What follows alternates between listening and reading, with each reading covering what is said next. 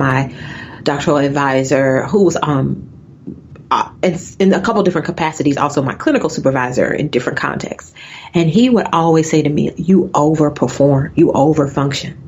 You're always overfunctioning. You do so much, you don't let other people help you. You don't let other people do their part because you're doing so much. Because you're a black woman in a career field that does not properly represent black women. I understand.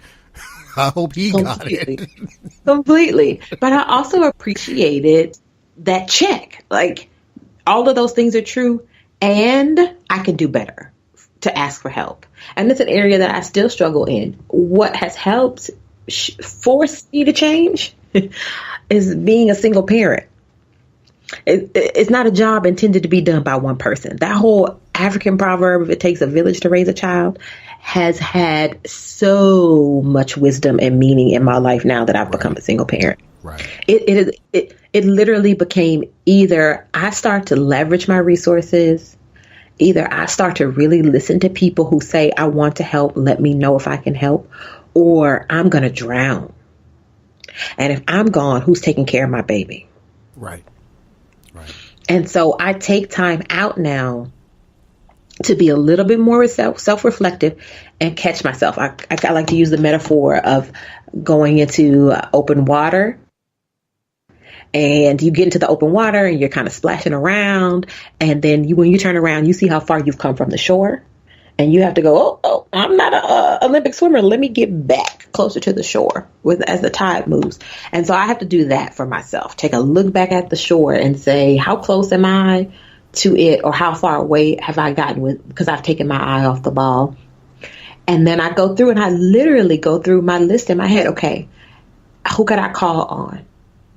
Who would she enjoy spending time with? Who could give me a few hours? And then I make myself make the call. I make myself do the text. And my cousin has been really good at saying, she's one of those people that I was referring to earlier that like stays in joy. Oh, I know who you were talking about. She get on my nerves. Love you though. She stay in joy. Patchouli and crystal dangling from her hair, natural hair, right? She stays in it. And she's really good she's one of my resources for reminding me that I have to take care of myself. And she says, hey, don't wait until you're overwhelmed to take that break. Find a way to bank it in regularly so you don't have to get to the place of being overwhelmed. Can we get Dupee deep? Let's get Dupee deep. Right. Because I think we've come to the point where I just need to put my real business in the street. I don't like to do that because, I don't like these ones. I don't even like people in your business. In my business, right? These ones, twos, and sometimes threes in my business. But here's the thing. And for the listeners who don't understand it, just look up half the stuff I'm saying on Urban Dictionary. And if you don't, just hit me up. I'll explain it to you. But no, seriously, here's the thing. It took me a while and some work to acknowledge that I deserved the same things I gave to other people. Mm-hmm. Mm-hmm. And I think we need to really, and I'd like you, if you wouldn't mind, to address that from your perspective as a psychologist. There are those of us who it's okay for us to pick up the phone at 2:00 in the morning and be there for a friend, but would never pick up that phone to call someone else because I don't want to bother so-and-so. So I'm just going to sit here and deal with it myself. Can we talk about that for a second and how that plays into the real definition of what self-care actually is? I think, and so for me, I think there's some cultural vestiges of that, specifically in the Black community. I can say that, there is a general adage of don't put people in your business. Like there is a general don't put my business in them streets. Exactly. I grew up with that. I know you grew up with that as well. Exactly. So listen, I recognize that exists for a reason, because not everybody in the world is trustworthy. Not everybody in the world is deserving of the most tender and intimate parts of yourself. I also know that you can't get through this life alone. So whether you have a list of 1, 2, or 5 folks that are on your bench, you have to recognize them for that and use them appropriately and use them when you need to do it. The other part about it that I don't think people take into consideration is that the people who are really there, who love you and care for you and have your best interests at heart, they get offended when you don't let them help you. Yes. And that's it takes away from the depth and the meaning of that relationship. In part because nobody wants to be a burden. That's just a concept that like nobody is just like carry me through life.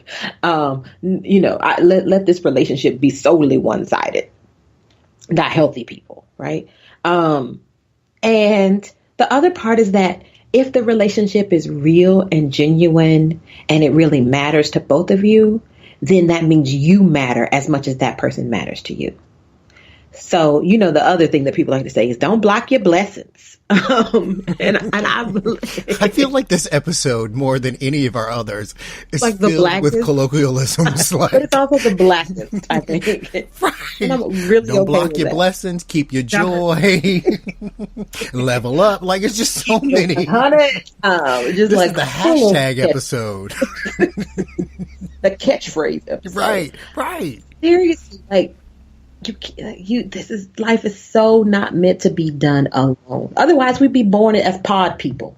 You were born into a family. You're born into an automatic unit of people. Right. Now, I recognize people are born into dysfunctional and unhealthy families. I'm not saying that at all, but I'm saying that our human experience is one of collectivity. True. It's one of being socially connected.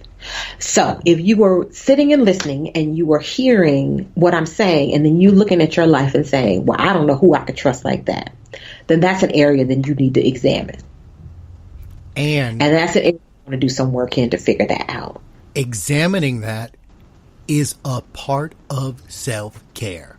I think it's really important, right, to bring it back to that. Don't just run out and go get a massage, or take a yoga class. It really needs to be holistic and integrated as part of who you are. Mm-hmm.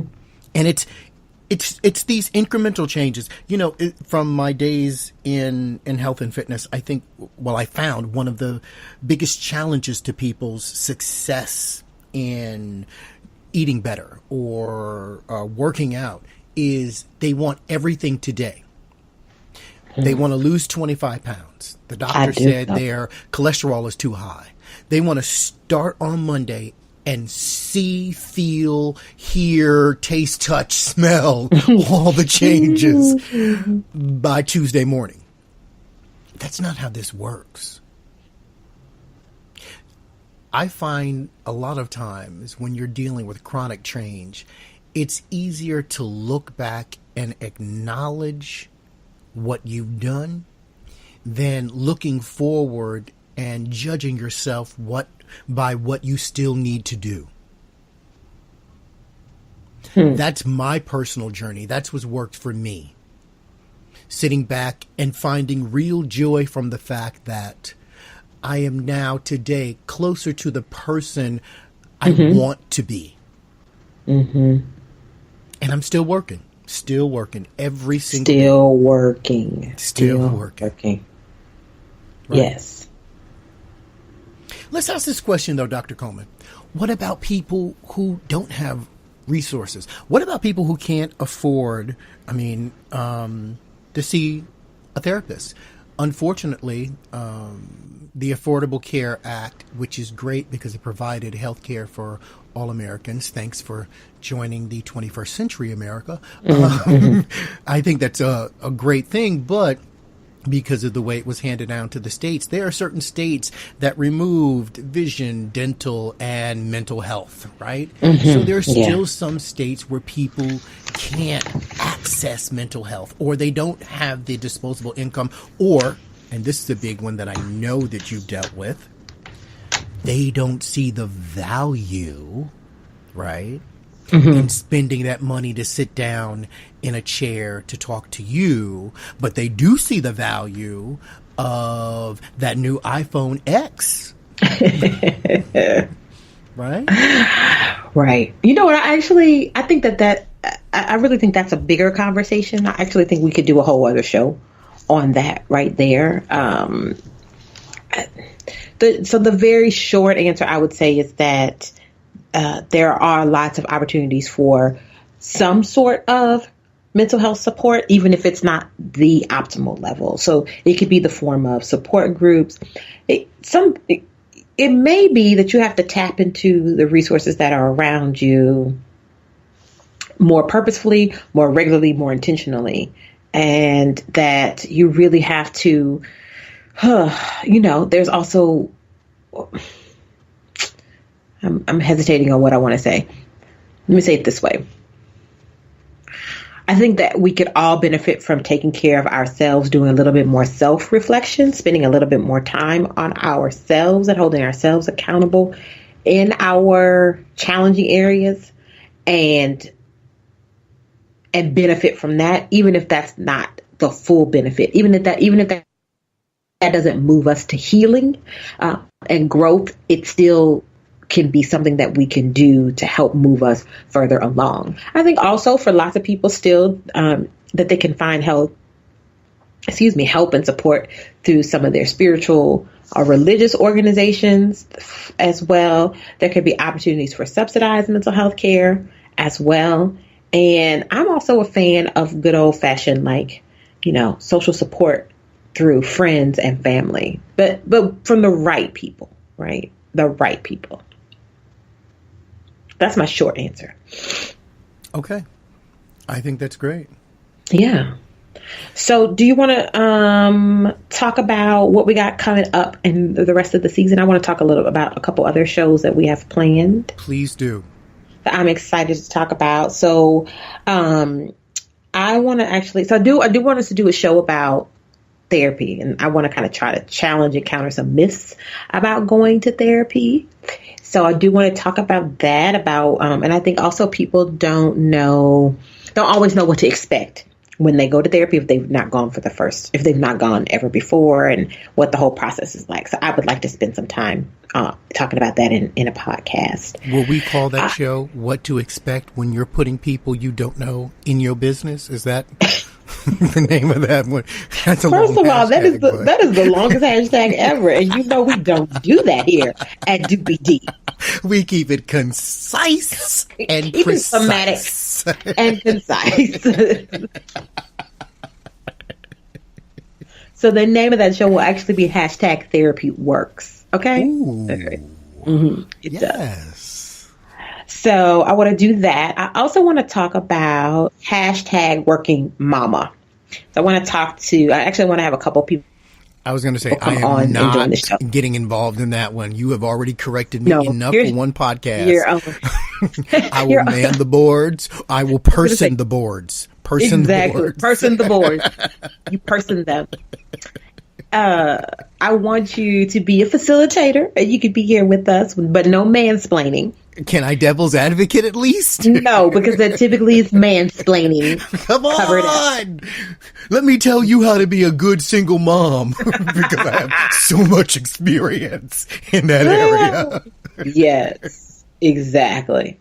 So much of being a woman and a woman parent, and one that also works. Yeah. So anyway, we want to do hashtag Working Mama and talk about the challenges of working motherhood. Because the struggle is real on that one. We're going to have a special lovers episode coming up. We're going to be like a little bit post Valentine's. I want to talk about sexuality and sexual scripting and what are all the lies and mistruths we tell ourselves about our own sexuality that get in our way. Again, a show I will not talk on. Oh no, you're going to talk on that. I'm not putting my business in these streets. We're going to get into your. We don't do that. My doopy deeps will never be exposed on that show. Never.